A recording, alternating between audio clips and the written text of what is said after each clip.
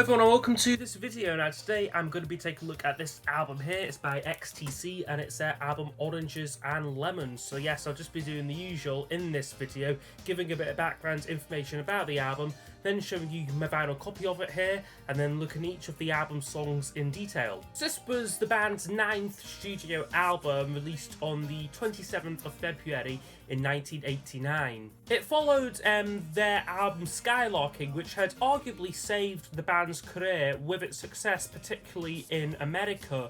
In the interim, they had recorded another Dukes of Stratosphere album, like this was like their sort of psychedelic spin-off group, partly at the request of their label Virgin Records, who were surprised at the success of the previous Dukes of Stratosphere release, a mini album in 1985. So for this album, it was a rather big budget affair, recorded with producer Paul Fox. This album was his first production credit, recorded at Ocean Way Studios in Hollywood. The album generally was a lot more upbeat and a lot more kind of louder, a bit more brash, in your face than Skylarking had been. And notably as well, it was the first album they made where they knew they had a captive audience in America, albeit a rather small one, usually around college radio stations, but still they had a sort of base of people who knew who XTC were, liked what they done, and bought their records. Making the album with producer Paul Fox was a lot more smoother than recording Skylarking was with Todd Rundgren. Fox embraced the ideas of Andy Partridge, whether this did lead to some tension within the band, as the other members, bassist Colin Moulding and guitarist and arranger Dave Gregory, felt that their contributions were kind of getting a bit lost in the mix. Now during its making, like I said, it was a big budget affair. Virgin Records actually threatened to drop the band and cancel the project due to its growing costs. It was estimated to have cost £180,000 to make the album. That was in 1980s money there, and like I said, it took a solid 4 months of recording out in Hollywood. So they needed the cost of accommodation for them and also their families for a short period of time, to hire the studio, the producers as well, the session drummer as well. They all needed paid. So certainly it did take quite a lot of financing to make this album.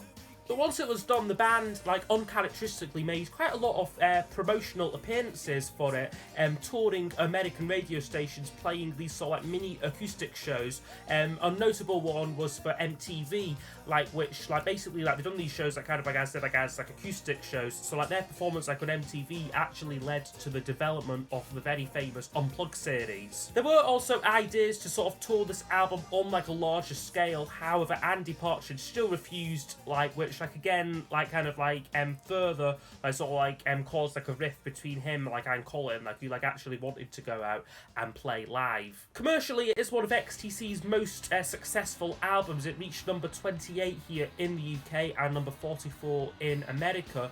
Critically, it got rave reviews at the time, with Rolling Stone magazine calling it ambitious and ultimately delightful. Furthermore, critics also praised its 60s homages and its its very retro influences. So I will show you my vinyl copy of it here. This is a lovely copy of it. It's an American, I believe it's a promo copy actually, and I must say I love the artwork to this. It's really beautiful. It was based on a 1965 poster by a guy called Milton Glaser, and he was famous for doing a lot of different pop art sort of designs in the 60s. So it is just really colourful, very bright, fits the album perfectly, I think. So yeah, that's the cover there. There's the back of it there, just with a a black and white band shot, contrasts it a little bit. And inside here, you get 2 inner sleeves, although my records are just packaged in these plastic ones there. Obviously the seller just provided these. This is on the Geffen label, so as I said, this is a American copy. I think in the UK it came out on Virgin. And the inner sleeves look like this. So the first one, you get a rather pensive Andy Partridge there, plus all the lyrics. And then on the other one we get Colin Moulding and Dave Gregory on the other side. So yeah, that's the vinyl record looked at. Okay, so now I'll go over each of the album's songs. I'll score each track out of 10, and then those scores will be used to give us a overall percentage marking for the album. Welcome to the garden of earthly delight. follows up with a song called The Garden of Earthly Delights, which is a really full-on song. This kind of starts the album with a bang. It's kind of reminiscent of the Duke's material, with its kind of psychedelic imagery and sort of Eastern elements like in the song. Partridge has described it as a kind of crazy tapestry come to life, and that is essentially what it is, with all these different elements like in like the song, like kind of like fighting for space. Lyrically, it could be about sort of like the parent-child relationship. He sort of sings like on like the first verse, kid, stay and snip your cords off, take and let your mind loose and you'll be okay. Kind of about sort of welcoming sort of new life like into like the world and that. And it's just such a catchy song, very well produced. Yes, it is a bit full on. It's kind of like it's like if like you're not expecting this, like if like it's kind of coming sort of after kind of like the more pensive Skylark, and this kind of just like whacks you like over like the head like a little bit. But once you get into it, it's really good, very well produced, and for me, I think it starts off the album brilliantly. So that one would get a 10 out of 10.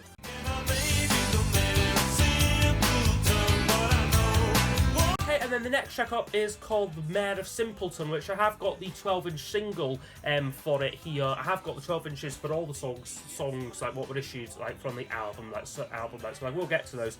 But yeah, this was, as I said, the first single, and it is a great slice of kind of jangle pop, this one here. Great witty lyrics about kind of not being smart, like all like intelligent, but kind of like knowing one thing, and that's I love you. Yeah, it's a great song. Again, a great bass playing from Colin Moulding. Really intricate bass line, like on it, like as well. Like he pulls it off very, very well. And as a single, it done okay by XTC standards. It reached number 46 in the UK and number 72 like in America. But like that kind of shows like a song like as great as this, like not even going top 40 like in like the UK, like was like a real crime. But this was the 12-inch single to it here. There's a sort of artwork on it there. There's kind of like medieval style to it, and on the back of this you get One of the Millions, which is another song, and then a couple of home demos as well. So in total 5 tracks like on this 12-inch single there. So yeah, that is The Mayor of Simpleton.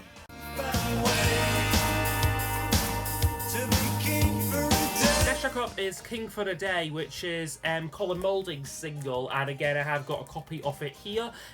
This is probably the most, one of the most commercial sounding songs like in the XTC catalogue.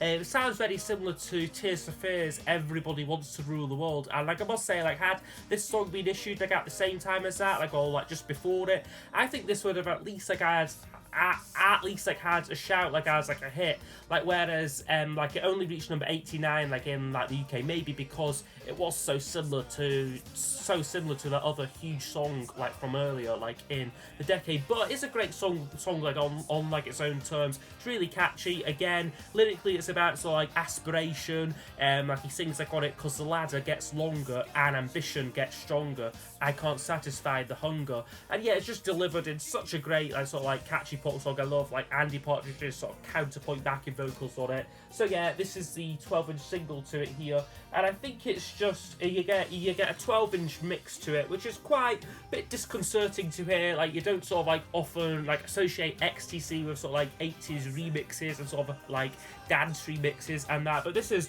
one. It's not awfully good, but it is kind of interesting. And then another beat, and then you get the 7-inch version, and then a song called Happy Families, like an Andy Partridge song, which is quite good actually, like a kind of like an outtake from the album there. So yeah, that's King for the Day, another 10 out of 10 song for me.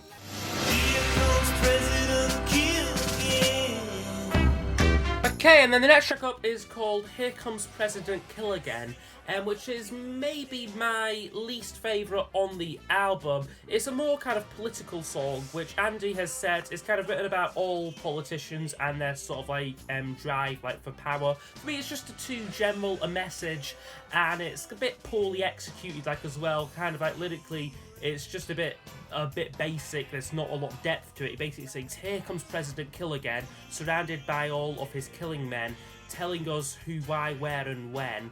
Yeah, as I said, for me, it's my least favourite on the album. It does have a good bridge section on it, though. It's particularly sort of like reminiscent, like off like the Beatles. Which does save the song for me somewhat, but still my least favourite on the album. So I would give it a 6 out of 10 for that one.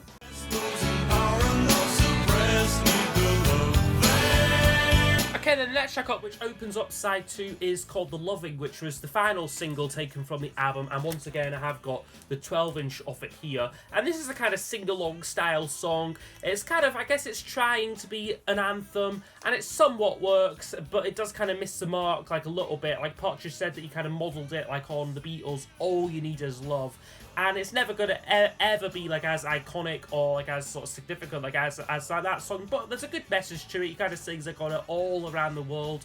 Every boy and every girl needs the loving. The humble and the great, even those we think we hate, need the loving. And like I said, while it would never reach the cultural impact, like, of, like, the song, like, which he's trying, like, to, like, emulate, it is a good attempt to do a song, like, in that kind of anthemic, sort of, like, universal kind of style. As I said, was issued as a single here with a rather nice, like, picture sleeve to it, but it failed to chart this, and, like, yeah, like, was just, again, another XTC flop. But you have got a really good B-side to it, a Colin Moulding song, where you get Cynical Days, which is a song for the album, and then a very sort of jazzy song called The World Is Full of Angry Young Men. Check that one out. That's a really good song, and I think would have made another good addition to the album there. So yeah, that is The Loving, and would get a 9 out of 10.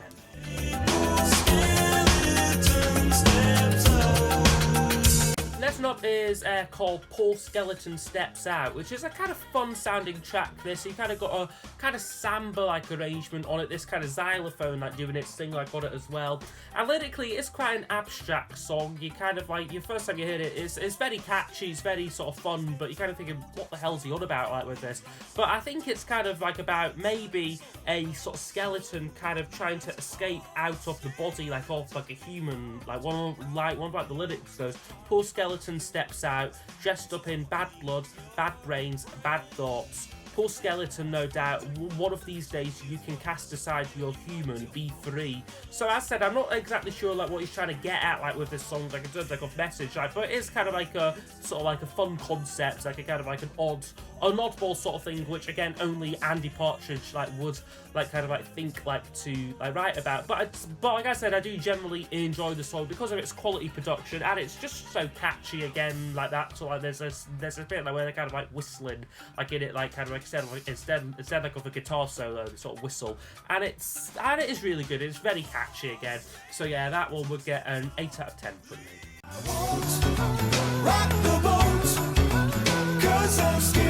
Next up is called One of the Millions, which is another Colin Moulding song, and this is a really good track, I feel. Moulding has said that he was slightly depressed like when he wrote his songs for the album, and you can kind of hear it in the lyrics to this one, or like on the chorus it goes, because I won't rock the boat, I'm scared of what might happen. It's kind of about sort of taking the path like of least resistance, and musically it's kind of got this kind of sea shanty sort of style to the guitars, like a rhythm, but it is well executed. Like, even though like you think that that's going to sound quite corny, it is well executed, and it's certainly like it still gets the message like off the lyrics across like quite well. My only slight complaint about it is maybe the length of it. It kind of, I guess it doesn't really know when to end this song. Like, it's certainly, like, it is great, but it kind of just keeps on going. Just that bit too long, like, you're kind of a little bit sick, like, of, like, the chorus, like, by, like, the end of it. But it is still a very, very, very good song, though. So that one would get a 9 out of 10. We're the Scarecrow People. Okay, and the next one up is called Scarecrow People, which this one is a more kind of country style song, but lyrically is quite creative. It's about kind of the decline of the human race and sort of picking out all of humanity's flaws, kind of placing high value on like ultimately worthless things. Like, you sort of like kind of like the lyrics like sort of like go like sort of like you're entering, like you're being welcomed into this sort of scarecrow world, like where like their food like is gas and chemicals, and they're sort of planning to start wars like with like other scarecrows like who like are like sort of different like to them. Again, only Andy Partridge would think like of a song like as kind of oddball like as this, but then deliver it in such like a upbeat kind of way. Like certainly like when you get to like the chorus, it's just such a sing-along chorus, like we ain't got no brains, like we ain't got no hearts. Like that bit, it's just again, it's delivered really upbeat, but quite a sort of depressing kind of like lyric to it. And like I said again, it's a great construction to the song, where you've got got this bridge section, which kind of like the drums drop out, the beat kind of like goes away a bit, and it adds a lot of tension to the track. So yeah, for me that one, a really good song, one I do tend to underrate like in like the XTC catalogue, but certainly when I've been listening to it lately, getting into this album, it is a song which has really stood out to me. So that one I would give a 10 out of 10 to.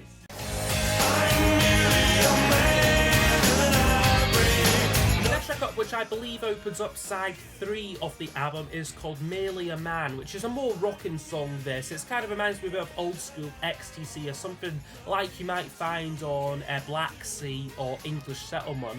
According to Partridge, the record company wanted the band to sound a bit harder, like with a kind of like louder guitars and like that, and like this is the song like which like they came up with. And lyrically, it is a great kind of concept. It's kind of about sort of martyrs and like religious figures, and like how like at the end of the day, like they were just like ordinary men, like sort of thing. Like again, it's got a good trumpet solo on it, which kind of reminds me a bit of the Beatles song Penny Lane, like a little like nod to that. And it was earmarked like as a single, however others were chosen. I do think that had they issued this instead of The Loving, it might have charted. Like at least it could have like been like a big hit, like who knows, like sort of thing, and like probably not, to be fair. But yeah, Merely a Man, a great song though, and yeah, that one would get the full 10 out of 10 for me. I just really can't find any fault with it. Help me get through these cynical days.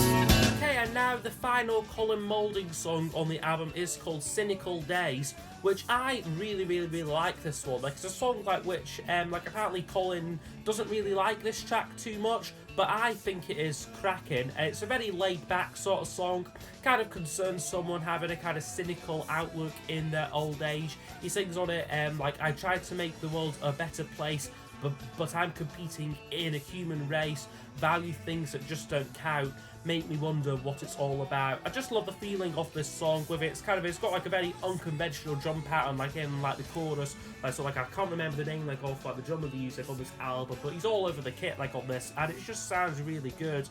I love the kind of jazzy touches in it as well. It adds a flair of sophistication to it. And like I said, Colin's not too fond like of the song, but I really love it, especially that ending bit. Like it just sort of transcended, like with all these sort of like layered backing vocals on it. It just sounds great, and yeah, for me, would get a 10 out of 10 for Cynical Days.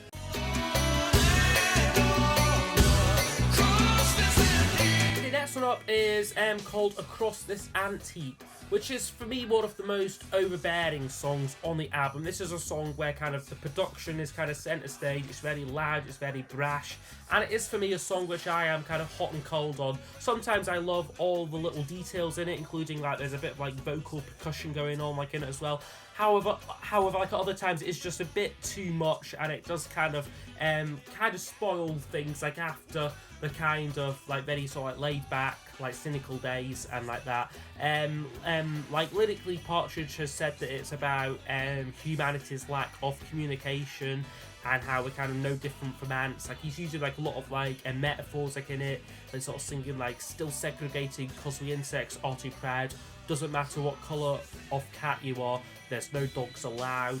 And yeah, like interestingly, this song was written for the Skylocking album, but was rejected by Todd Rundgren, and I think rightfully so, because it's not one of XTC's finest moments for me. But it would be interesting though to hear what a more kind of stripped down version of this, a bit more natural version, would have sounded like, because for me, this song, it just kind of gets lost like in like the production and all the different layers like what are going on. So for me, would get a 6 out of 10 overall for Across This Antheap.